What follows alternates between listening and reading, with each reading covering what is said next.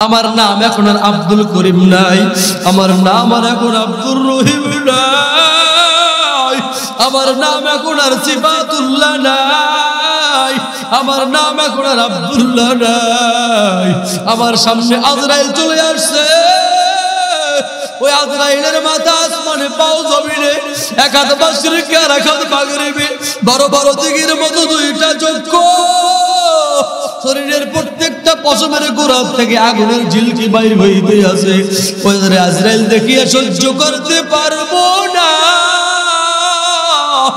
ও আল্লাহর বান্দা, ও মা বোনেরা, একটু চোখ দুইটা বন্ধ করে মনকে জিগাও, মন তোর উপরে জীবনে কত অক্ত নামাজ পড়ছ, তুই কত অক্ত নামাজ পড়লি, তোর উপরে কয়টা রোজা ফরজ ছিল, তুই কয়টা রোজা রাখলি? চোখ দুইটা বন্ধ করে দেখো। এখন আর আমি আর মানুষ নাই, আমার নাম লাশে পরিণত হয়ে গেল, আমি এখন লাশ হয়ে পড়ে আছি। সকালবেলা যখন আমার আত্মীয় স্বজন, আমার পিতা মাতা আমার শরীরে হাত দেয়, আমি নজর করে দেখি তারা শরীরে হাত দিয়ে দেখে শরীরটা কাঠের মতো শক্ত হয়ে গেল, বরফের মতো ঠান্ডা হয়ে গেল আমার শরীর। আমি আর দুনিয়ায় নাই। কেউ যাইবে আমার জন্য বাঁশ কাটার জন্য, কেউ যাইবে কাপড়ের কাপড় কেনার জন্য, আবার কেউ যাইবে কবর খনন করার জন্য।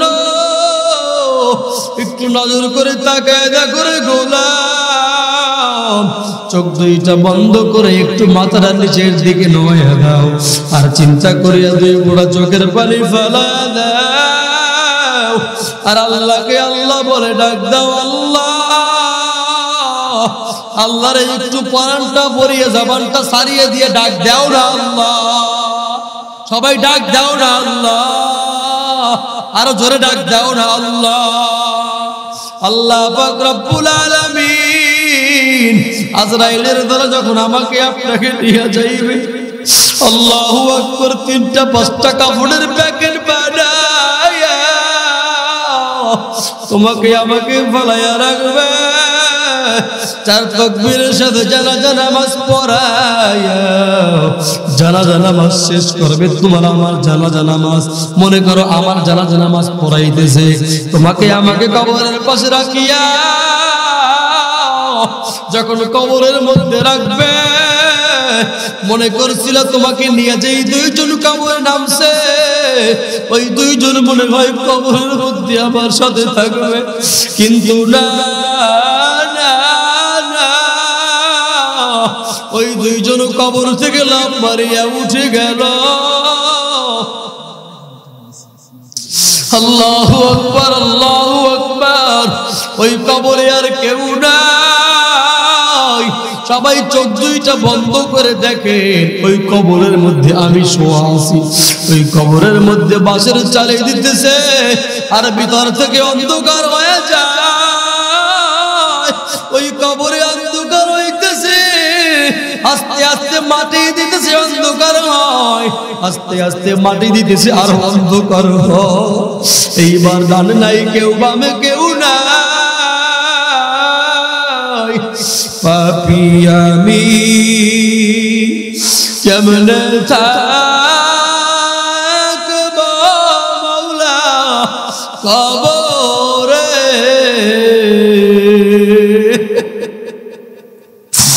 সাথী নাই রে, বাতি নাই রে মাওলা ওই ঘরে, সাথী নাই রে, বাতি নাই রে মাওলা ওই ঘরে।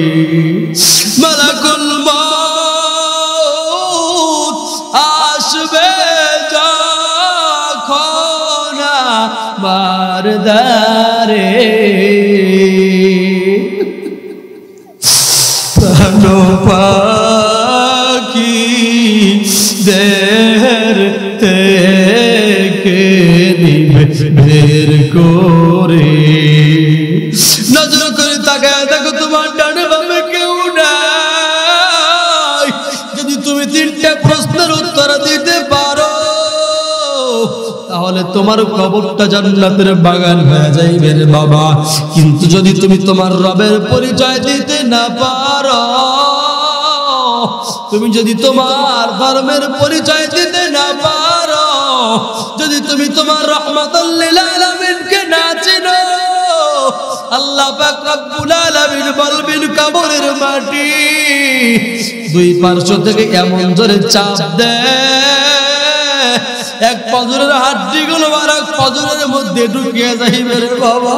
ওই কবরে জাহান্নামের আগুন সহ্য করতে পারবে না রে বাবা। ও পর্দার আড়ালের মা বোনেরা, একদিন তো নববধূ হইয়া দুনিয়াতে ঘরের শ্বশুর বাড়িতে আসছিলা, আবার ওই ঘর থেকে একদিন সাদা কাপড়ের বাসিন্দা হয়ে কবরে যাওয়া লাগবে। এই জন্য চিন্তা করে দেখো রে মা, চিন্তা করে দেখো রে বাবা, ওই কবরে তোমার আমার কোন অবস্থা হবে? ওই কবরে কি নেক আমল নিয়ে যাইবা নাকি বদ আমল নিয়ে যাইবা? তুমি আমি কি নেক আমল করেছি তোমার আমার সামনে দৃশ্যমান, তুমি সবই দেখতেছো, তুমি কি নেক আমল করেছো রে বাবা। এজন্য 2 ফোঁটা চোখের পানি ফেলা দাও, আমার আল্লাহকে একবার আল্লাহ বলিয়া ডাক দিয়ে যদি পরাণটা ভরিয়া ক্ষমা চাইতে পারো, আমার আল্লাহ তোমাকে ক্ষমা না করিয়া পারবে না। তুমি যদি নেক আমল করিয়া ওই কবরে যাও, ওই কবরটার সাথে জান্নাতের সাথে একটা মোলাকাত হয়ে যাবে। আল্লাহ কবুল করো, বলি আমিন। তার নিয়ামতের শুকরিয়া কেমনে আদায় করি, তাই বারে বারে ওই কদমে লুটিয়ে পড়ি, তাই বারে বারে ওই কদমে লুটিয়ে পড়ি, ঠিক কিনা? তার নিয়ামতের শুকরিয়া কেমনে আদায় করি, তাই বারে বারে ওই কদমে লুটিয়ে পড়ি। যায় যেদিকে চোখ দেখি মহিমা, তার নিয়ামতের এই জগতে হয় না উপমা, ঠিক না? যায় যেদিকে এই 2টি চোখ দেখি মহিমা, তার নিয়ামতের এই জগতে হয় না উপমা। তাই বারে বারে ওই জবানে সেই নামই সরি, তাই বারে বারে ওই কদমে লুটিয়ে পড়ি, তাই বারে বারে ওই কদমে লুটিয়ে পড়ি। শুনবেন কথা কয় না? শুনবেন? খাদ্যহীনের দাও গো খাবার, দুঃখী জনের সুখ, রাতের শেষে আধার কেটে দেখাওয়ানোর মুখ, তোমার দয়ায় যায় বয়ে যায় জীবন তরি, তাই বারে বারে ওই কদমে লুটিয়ে পড়ি, তাই বারে বারে ওই কদমে লুটিয়ে পড়ি। আমরা কার কদমে লুটিয়ে পড়ি? চার্জ কমে গেছে। আমরা কার কদমে লুটিয়ে পড়ি? আরো জোরে কার কদমে, আরো জোরে কার কদমে, আরো জোরে কার কদমে? রব্বি আল্লাহ লা ইলাহা গায়রুহু ওয়া নবিয়্যি মুহাম্মদ মুস্তাফাহু। কে আমাদের রব? আওয়াজ হয় না? কে আমাদের রব? আরো জোরে আমাদের রব কে? আল্লাহ আমার রব, আল্লাহ আমার সব।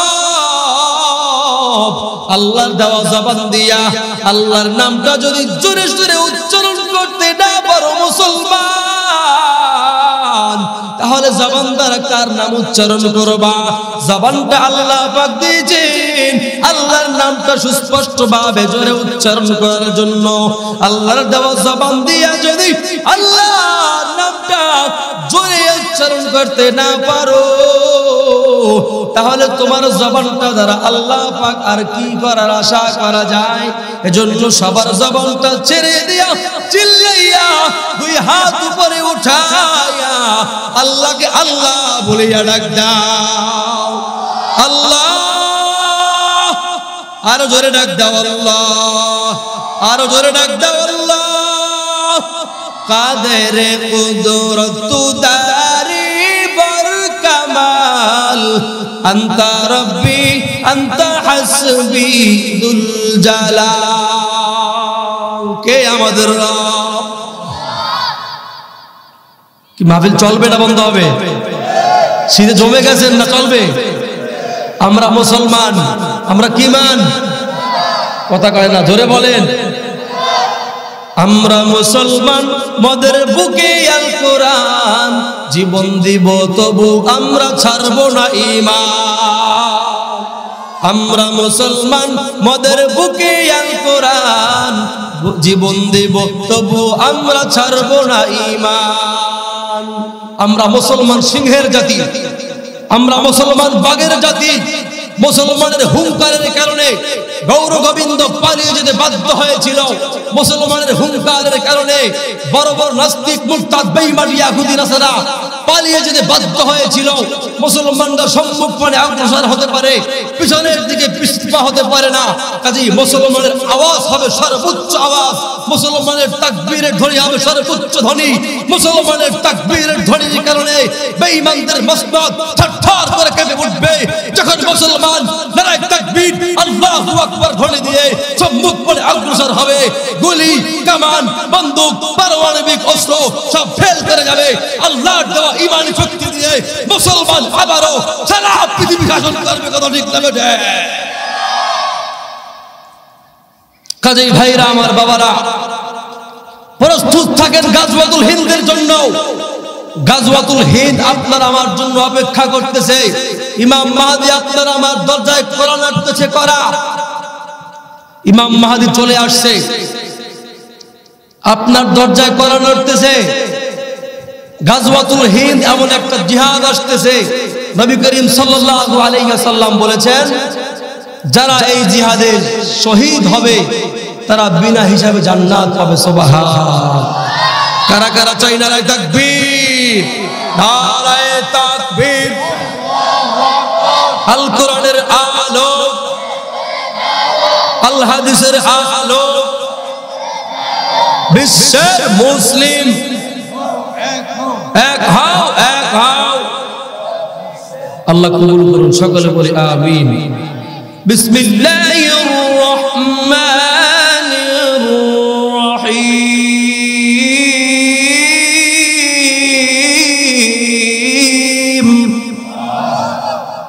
আওয়াজ কমে গেলে কোন, জোরে বলি আল্লাহু আকবার।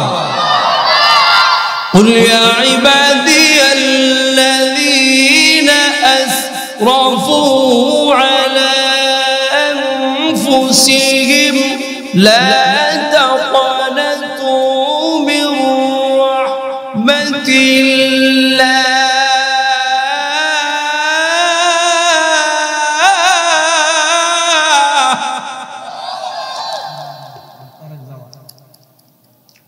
আল্লাহ পাক রব্বুল আলামিন ডাক দিয়া বলেন, কুল, হে নবী আপনি জানায়া দেন, ইয়া ইবাদি, আমার বান্দা বান্দিরা, হে আমার বান্দা বান্দিরা। আল্লাহ পাক রব্বুল আলামিন আসমান বানাইলেন, জমিন বানাইলেন, চাঁদ বানাইলেন, সূর্য বানাইলেন। কোন কিছু বানাইয়া আমার আল্লাহ বলে নাই আমার। আল্লাহ পাক একমাত্র মানুষ বানাইয়া বললেন আমার বান্দা। আল্লাহ পাক রব্বুল আলামিন ডাক দিয়া বলে, আমার বান্দা বান্দিরা, আল্লাযীনা, যারা আসরাফু আলা আনফুসিহিম, জুলুম করেছো তোমাদের নফসের উপরে, আত্মার উপরে যারা জুলুম করেছো, জুলুম, এমন জুলুম করেছো,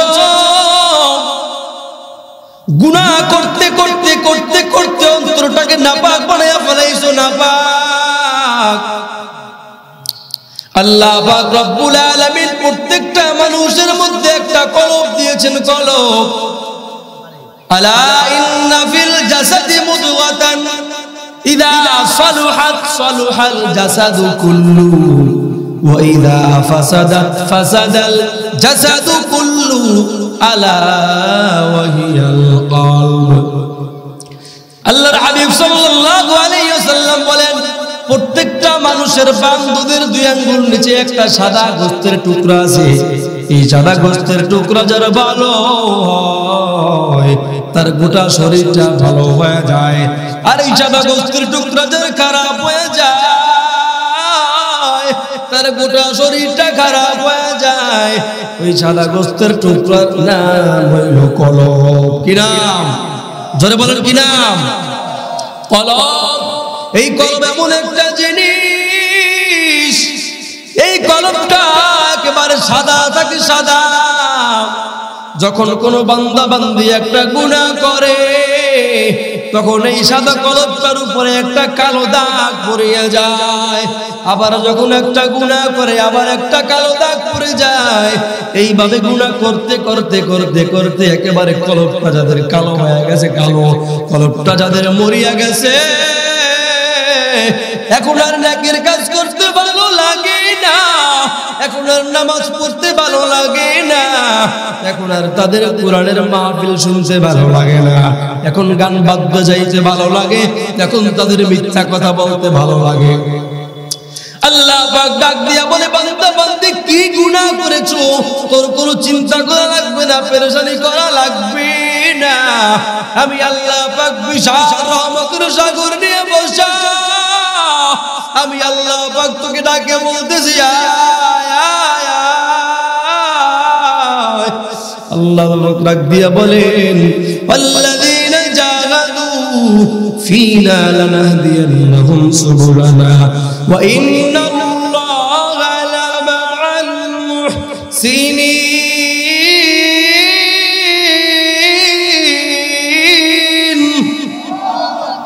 কার কথা? জোরে বলেন না কার কথা? আল্লাহ পাক রব্বুল আলামিন বলেন, যখন আমার বান্দারা আমাকে পাওয়ার জন্য অগ্রসর হয় তখন আমি আল্লাহ পাক তাদের জন্য রাস্তা খুলে দেই, আমি আল্লাহ তাদের কাছে আরো অগ্রসর হয়ে যাই। আল্লাহ পাক বলেন, বান্দা বান্দি কি গুনাহ করেছো? তোর গুনাহ আমি আল্লাহর রহমতের সামনে কিছু না। আমি আল্লাহ তোর জন্য রহমতের দরিয়া নিয়ে বসে আছি রে গোলাম। আয় বান্দা আয়, আমি আল্লাহর দরবার নই, রাসূল দরবার না।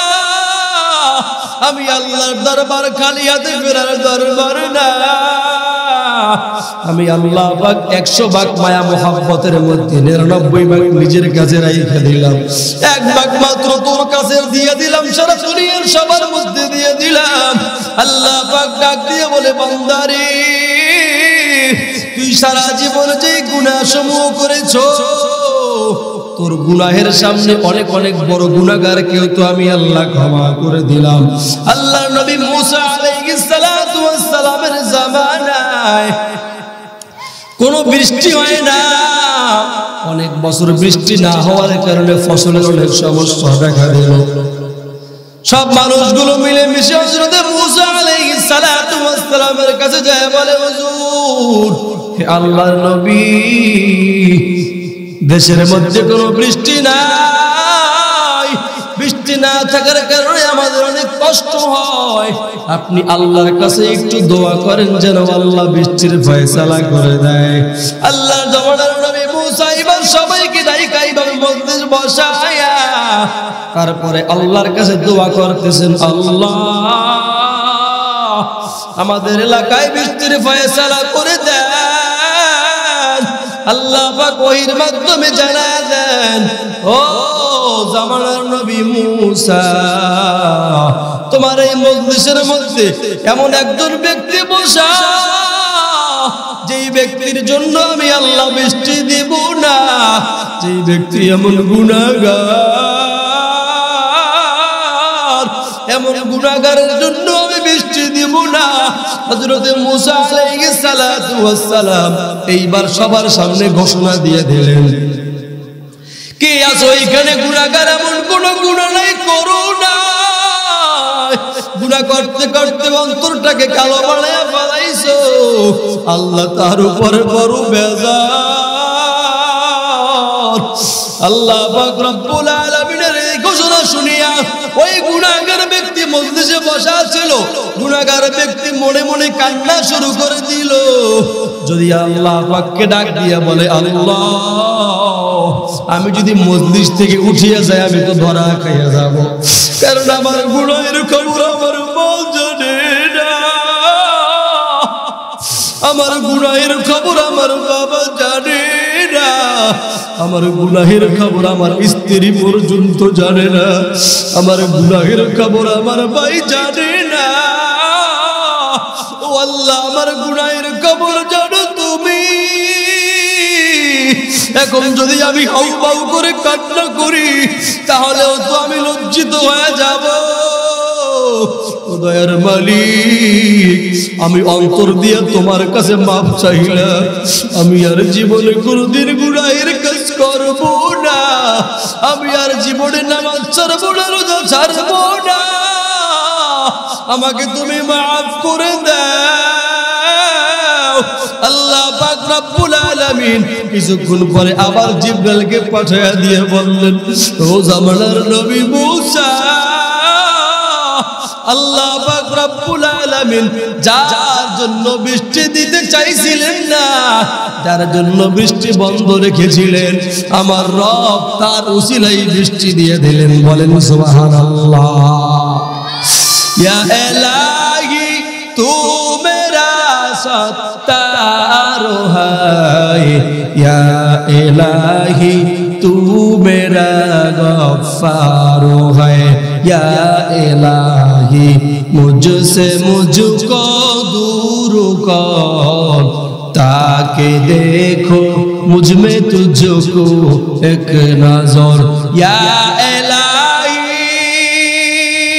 तू मेरा सत्तार है, या इलाही तू मेरा गफ्फार है। কে আমাদের রব? আরো জোরে বলেন, কে আমাদের রব? ক্ষমা চাইতে হবে কার কাছে? চাইতে হবে কার কাছে?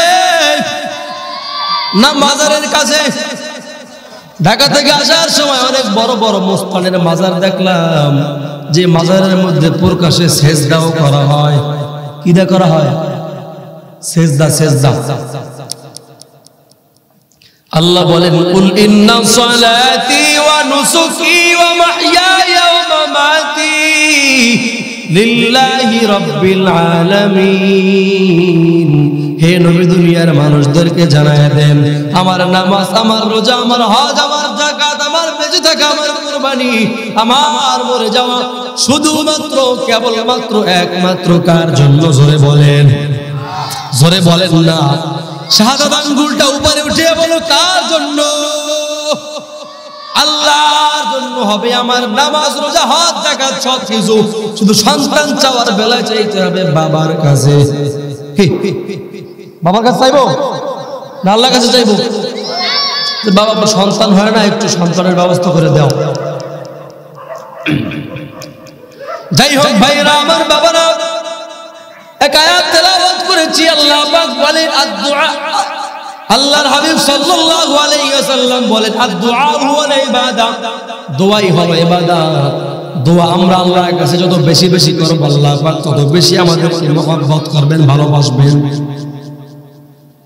আল্লাহ পাক রব্বুল আলামিন সব সময় ভাঙ্গা দিলওয়ালার কাছে থাকেন। আর ইনদাহুম কাসিয়াতুল কুলুব, আল্লাহ পাক বলেন যারা গুনাহ করিয়া আমার কাছে ফিরে আসে, আমি আল্লাহ তাদেরকে মহব্বত করি, বেশি বেশি ভালোবাসি, বেশি বেশি ভালোবাসি।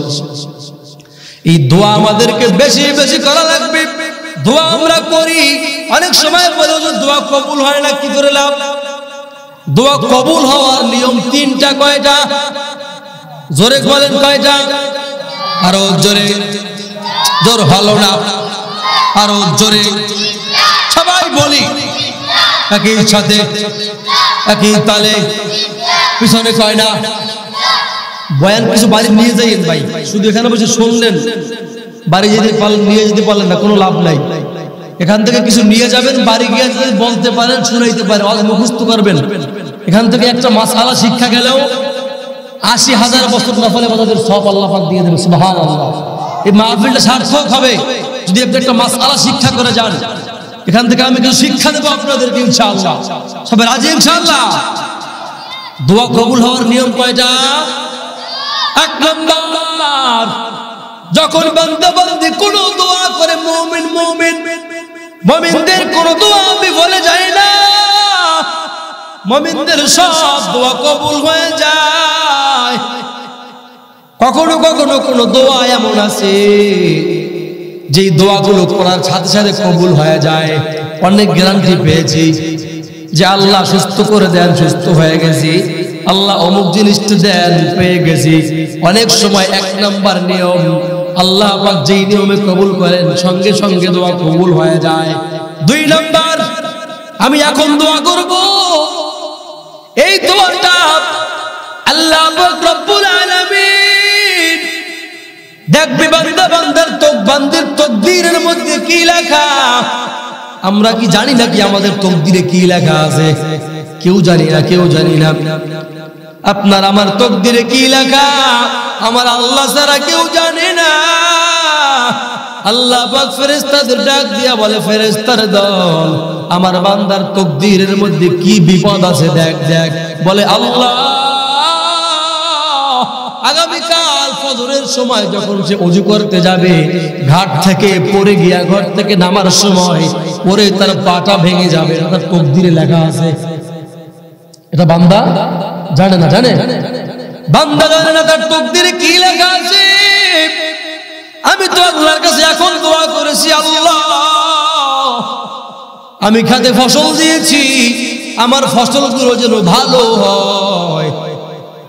আমার খেতে পোকা ধরেছে, পোকাটা তুমি দূর করে দাও। উদাহরণস্বরূপ আল্লাহ পাক ডাক দিয়ে বলে, আমার বান্দা বান্দির এই দোয়াটা যদি আমি কবুল করে ফেলাই, তাহলে আমার বান্দার যে পাটা ভেঙে যাবে তাকদীরে লেখা, এটা তার অনেক খারাপ অবস্থা হয়ে যাবে।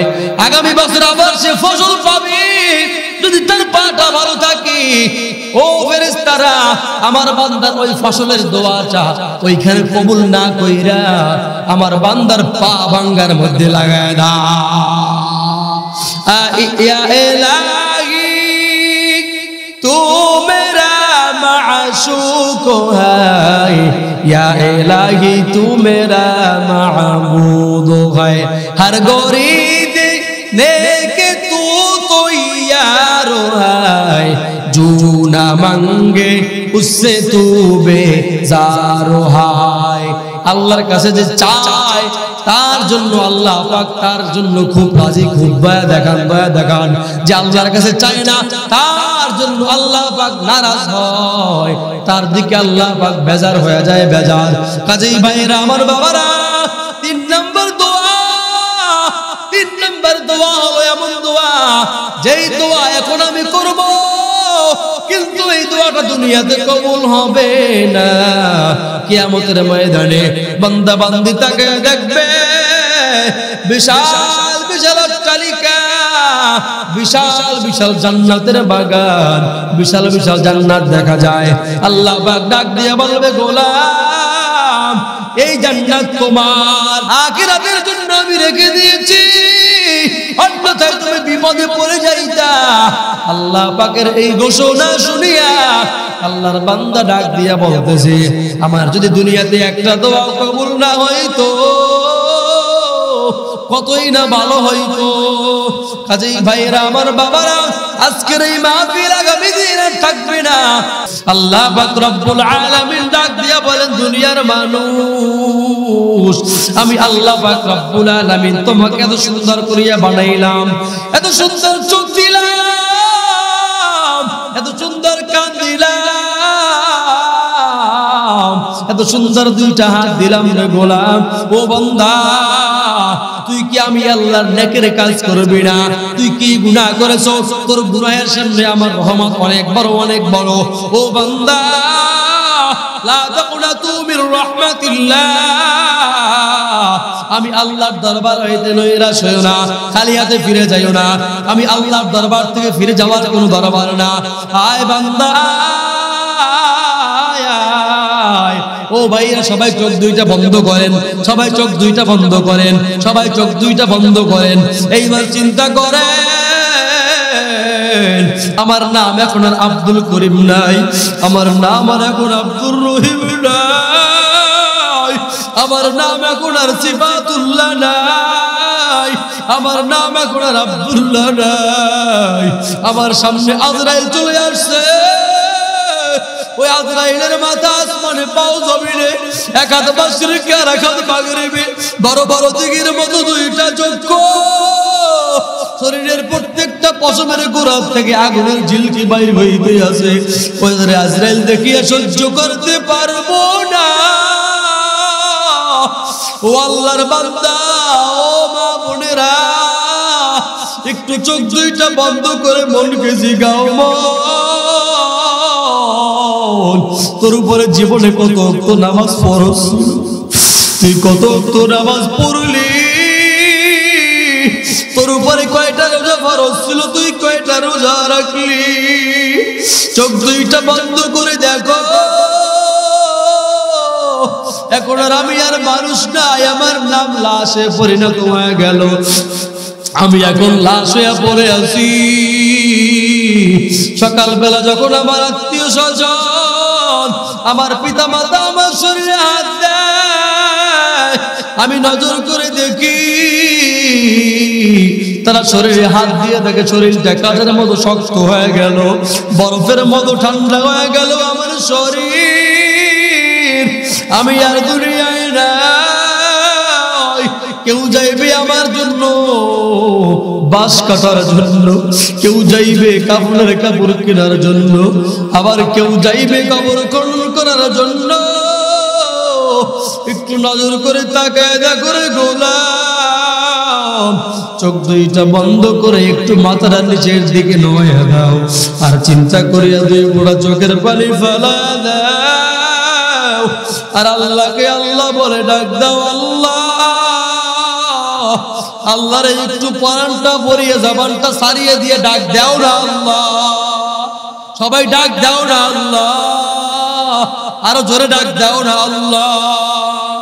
আল্লাহ পাক রব্বুল আলামিন আজরাইলের দ্বারা যখন আমাকে আপনাকে নিয়ে যাইবে, আল্লাহু আকবার, 3টা 5টা কাপড়ের প্যাকেট বানায়া তোমাকে আমাকে ফলাইয়া রাখবে, 4 তাকবীরের সাথে জানাজা নামাজ পড়ায়া জানাজা নামাজ শেষ করবে। তোমার আমার জানাজা নামাজ, মনে করো আমার জানাজা নামাজ পড়াইতেছে, তোমাকে আমাকে কবরের পাশে রাখিয়া যখন কবরের মধ্যে রাখবে, মনে করছিল তোমাকে নিয়ে যেই 2 জন কবরে নামছে, ওই 2 জন মনে হয় কবরের মধ্যে আমার সাথে থাকবে, কিন্তু না, ওই 2 জন কবর থেকে লাফ মারিয়া উঠে গেল। আল্লাহু আকবার, আল্লাহু আকবার। ওই কবরে আর কেউ নাই। সবাই চোখ দুইটা বন্ধ করে দেখে, ওই কবরের মধ্যে আমি শোয়া আছি। ওই কবরের মধ্যে বাঁশের চালে দিতেছে, আর ভিতর থেকে অন্ধকার হয়ে যায়। ওই কবরে অন্ধকার হইতেছে, আস্তে আস্তে মাটি দিতেছে, অন্ধকার হয়, আস্তে আস্তে মাটি দিতেছে, আর অন্ধকার হয়। এইবার ডান নাই কেউ, বামে কেউ নাই। পাপী আমি কেমনে থাকবো মাওলা কবরে,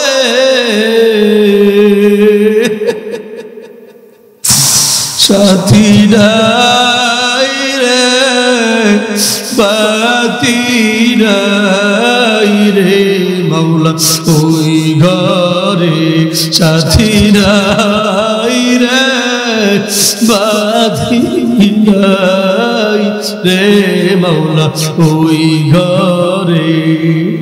মালাকুল মউত আসবে যখন আমার দ্বারে, প্রাণ পাখি দেহের থেকে নিবে বের করে,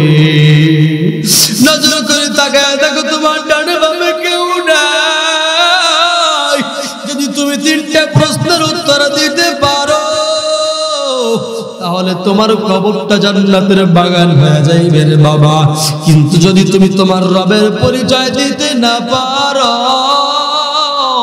তুমি যদি তোমার ধর্মের পরিচয় দিতে না পারো, যদি তুমি তোমার রাহমাতুল লিল আলামিনকে না চিনো, আল্লাহ পাক রব্বুল আলামিন বলবেন কবরের মাটি দুই পার্শ্ব থেকে এমন জোরে চাপ দেয়, এক পাজরের হাড্ডিগুলো আরেক পাজরের মধ্যে ঢুকিয়ে যাইবে রে বাবা।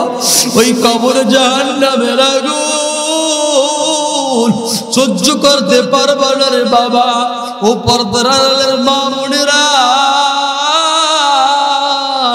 একদিন তো নববধূ হইয়া দুনিয়াতে ঘরের শ্বশুর বাড়িতে আসছিলা, আবার ওই ঘর থেকে একদিন সাদা কাপড়ের বাসিন্দা হয়ে কবরে যাওয়া লাগবে। এই জন্য চিন্তা করে দেখো রে মা, চিন্তা করে দেখো রে বাবা, ওই কবরে তোমার আমার কোন অবস্থা হবে? ওই কবরে কি নেক আমল নিয়ে যাইবা নাকি বদ আমল নিয়ে যাইবা? তুমি আমি কি নেক আমল করেছি তোমার আমার সামনে দৃশ্যমান, তুমি সবই দেখতেছো, তুমি কি নেক আমল করেছো রে বাবা। এজন্য দুই বড় চোখের পানি ফালা দাও, আমার আল্লাহকে একবার আল্লাহ বলিয়া ডাক দিয়ে যদি পরাণটা ভরিয়া ক্ষমা চাইতে পারো, আমার আল্লাহ তোমাকে ক্ষমা না করিয়া পারবে না। তুমি যদি নেক আমল করিয়া ওই কবরে যাও, ওই কবরটার সাথে জান্নাতের সাথে একটা মোলাকাত হয়ে যাবে। আল্লাহ কবুল করো, বলি আমিন। ভাইরা আমার, বাবারা, ওই কিয়ামতের ময়দান বড় ভয়ঙ্কর। কি নিয়ে গেলাম? কিয়ামত অতি নিকটে, কিয়ামত অতি নিকটে, কিয়ামত অতি নিকটে। কিয়ামতের সব বড় বড় আলামত গুলা ঘটিয়া গেছে। কিয়ামতের শুধু মাত্র 10টা আলামত বাকি আছে। ভাইরা আমার, বাবারা, যখন ওই কিয়ামতের ময়দানে মাথার উপরে সূর্য, মাথার মগজগুলো টকবক টকবক করে ফুটতে থাকে, মাথার গিরুগুলো নাক দিয়া কান দিয়া বেয়ে বেয়ে পড়তে থাকবে, কেউ সহ্য করার মতো কোনো শক্তি থাকবে না। জমিনটা পুরিয়া হয়ে যাবে তামা, আল্লাহর বান্দারা সহ্য করতে পারবে না। দুনিয়াতে কার মোহাব্বতে পড়িয়া নামাজ সারলা রে বাবা? দুনিয়াতে কার মোহাব্বতে পড়িয়া দাড়ি কামায়া পালাইলা? দুনিয়াতে কার মায়ায় পড়িয়া সুদ খাইলা, ঘুষ খাইলা, আমার আল্লাহকে ভুলিয়া গেছো? ও আল্লাহর বান্দারা, ভাইরা আমার, বাবারা, আপনাদের হাতেও ধরি, পায়েও ধরি, 5 ওয়াক্ত নামাজ ছাইরেন না, নেকের কাজ ছাইরেন না। সত্য কথা বলবো, হক পথে চলবো, হেদায়েতের পথে চলবো, মাদ্রাসা মসজিদের সাথে সাথে মন লাগা দিব, ওলামায়ে কেরামদের সাথে সম্পর্ক রাখবো, দেশ ও জাতির বিরুদ্ধে কোনো ষড়যন্ত্র করবো না রে বাবা। কারণ এই দুনিয়া ক্ষণস্থায়ী, এই দুনিয়ায় কেউ তোমার আমার আপন না, এই দুনিয়ায় কেউ তোমার আমার সাথে কবরে যাইবে না। যত আপনই বলো, তোমার আমার কাছে কেউ যাবে না। তোমার আমার বাবা তোমার কবরে যাবে না, তোমার আমার মা তোমার কবরে যাবে না। কেমন তোমার নিয়ত, তোমার নিজেরই কবরে যাওয়া লাগবে রে বাবা। এজন্য আপনাদের হাতেও ধরি, পায়েও ধরি, আজকে থেকে পাক্কা ওয়াদা করেন, 5 ওয়াক্ত নামাজ জামাতের সাথে আমরা আদায় করবো। নারায়ে তাকবীর, নারায়ে তাকবীর, নারায়ে তাকবীর। আল্লাহ আপনি কবুল করেন, সকলে বলি আমিন।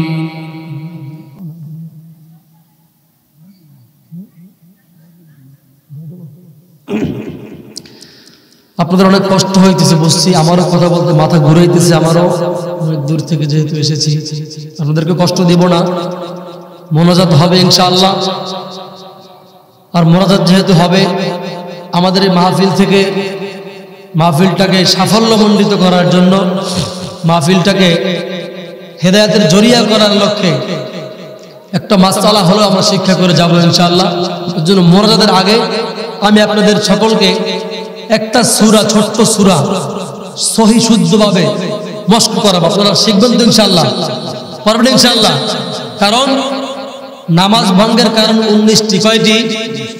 19টি। এর মধ্যে 1 নাম্বার কারণ হলো নামাজে অশুদ্ধ পড়া। কি পড়া? যদি অশুদ্ধ পড়া নামাজ ভেঙে যাবে। এজন্য আমি যেখানে যাই একটা সূরা হলো যদি শুদ্ধভাবে আপনারা শিখতে পারেন, কি আল্লাহর কাছে বলতে পারবো, আল্লাহ পারি নাই, ছোটবেলায় শিখতে পারি নাই, ওই মাহফিলের ময়দানে গিয়া চেষ্টা করছি। আল্লাহ বলে চেষ্টা যখন করেছো আমি আল্লাহ তোর চেষ্টার বদৌলতে মাফ করে দিলাম। সুবহানাল্লাহ। নামাজ পড়তে হলে যে জিনিসগুলো লাগবে, নামাজের বাহিরে এবং ভিতরে 13 ফরজ। কয় ফরজ? জোরে কোন কয় ফরজ? 13 ফরজ। নামাজের বাহিরে এবং ভিতরে 13 ফরজ, বাহিরে 7 ফরজ। এই 7টা ফরজ আদায় করিয়া নামাজের মধ্যে যাওয়া লাগবে। কয় ফরজ? 7 ফরজ আদায় করে নামাজের মধ্যে যাওয়া লাগে। 1 নম্বরে শরীর পাক। শরীর কি? পাক। 2 নম্বরে কাপড় পাক, নামাজের জায়গা পাক, 17 ঢাকা, কিবলামুখী হওয়া, ওয়াক্তের মতো নামাজ পড়া, নামাজের নিয়ত করা। এই 7 জিনিসের নাম হলো ফরজ। এই 7 জিনিস আদায় করার পর নামাজে যাওয়া লাগবে। এখানে আবার শরীর পাকের সংজ্ঞা অনেক। শরীর পাক হয় 3 নিয়মে। কয় নিয়মে? কয় নিয়মে? যদি কারো গোসল ফরজ হয়, ফরজ গোসল করা লাগবে, শরীর পবিত্র হয়ে যাবে। এই গোসলের ফরজ আবার 3টা। কয়টা? এইটা মুখস্থ করেন, এটা আপনিও জানেন, বাড়ির সবাইকে জানান।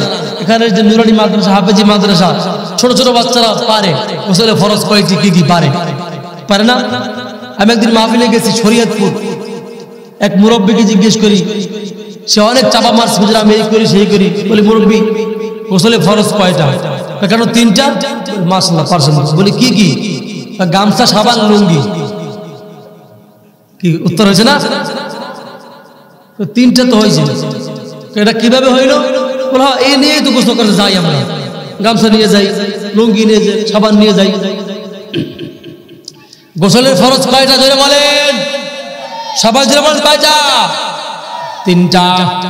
1 নাম্বার ভালোভাবে কুলি করা। ভালোভাবে কুলি করা গড়গড়ার সাথে। এমনি কুলি করলে হবে না, গড়গড়ার সাথে কুলি করা লাগবে। মাসালা শিক্ষা করে যান। গোসল ফরজ, গোসল যদি ঠিকভাবে না হয় আপনার কোন ইবাদত কবুল হবে নয়া করে না, হবে কোন ইবাদত কবুল হবে না। আমি অনেক ওয়াজ নসিহত করলাম কিন্তু আমার নামাজটাই হইল না। অনেক ওয়াজ নসিহত করলাম, অনেক শুনলেন কিন্তু আমার পবিত্রতাই হয় নাই। আমি পবিত্রই হইল না, নামাজ পড়বো কি বলেন? কথা ঠিক না? এই জন্য আজকে পবিত্রতার সিস্টেমটা শিখি আমরা। গোসলের ফরজ কয়টা? জোরে বলেন কয়টা? 1 নম্বরে গড়গড়ার সাথে কুলি করা। জোরে বলেন গড়গড়ার সাথে কুলি করা, মনে থাকবে। 2 নম্বরে নাকে পানি দেওয়া। 2 নম্বরে কি দেওয়া? নাকে নরম স্থান পর্যন্ত পানি পৌঁছানো, মনে থাকবে।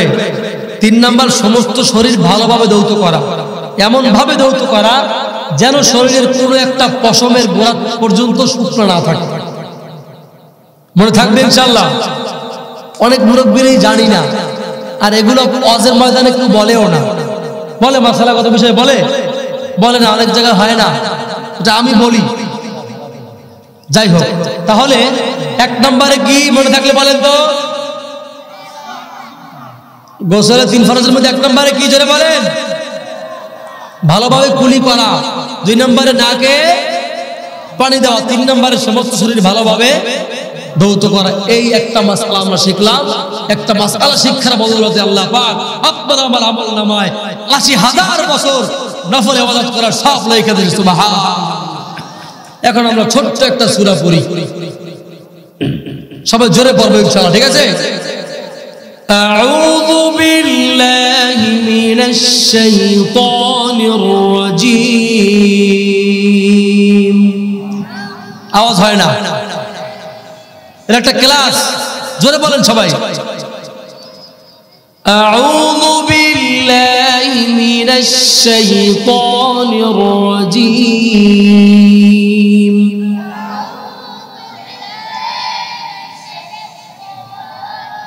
জোরে বলা যাবে না? বিসমিল্লাহির রহমানির রহিম।